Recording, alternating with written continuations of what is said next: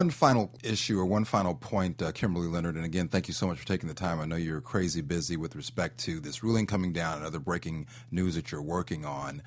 The longer the Affordable Care Act goes on, the more embedded it becomes in people's lives, the less likelihood of the success of any substantial repeal. What are your thoughts on that? Well, that's pretty much what President Obama said in his speech today. He said that the Affordable Care Act was becoming woven into American society. And there are certain benefits that people have gotten used to.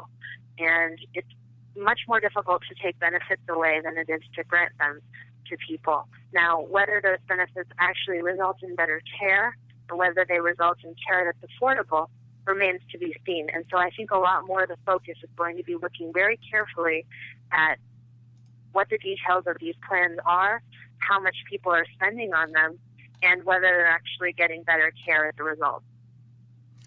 Kimberly Leonard, U.S. News and World Report online. What's your handle online? For Twitter, that's right. It's at Leonard, Leonardkl. Fantastic. Kimberly Leonard, healthcare reporter for the news division at U.S. News, online at usnews.com. You are fabulous. Thank you so much. This was really great. Anything else you want to add that I didn't cover?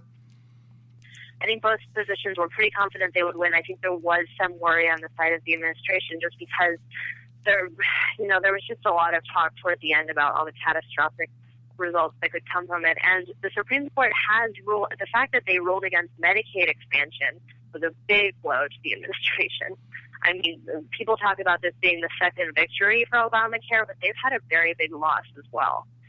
Actually, they've had two major losses. There was Hobby Lobby last year about religious organizations not having to cover contraceptives.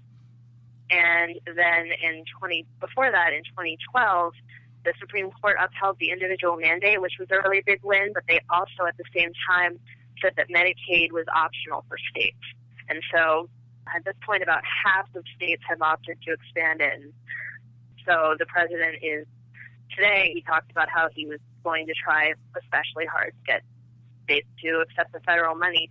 The thing is, and I think that it's valid enough to discuss, and it's something I'd like to look at more. The federal government is taking care of a lot of these Medicaid costs, but they're gradually dwindling the amount that they're going to be contributing. And so eventually states are going to have to pay 10% of Medicaid expansion, which doesn't sound like a lot, but states already have very difficult times keeping up with the budgets they have. They're already strapped. So I think the question of how they're going to be able to afford it, even though it might sound small, is one that I'm looking forward to reporting on. Thank you so much. Thank you. Have a great day.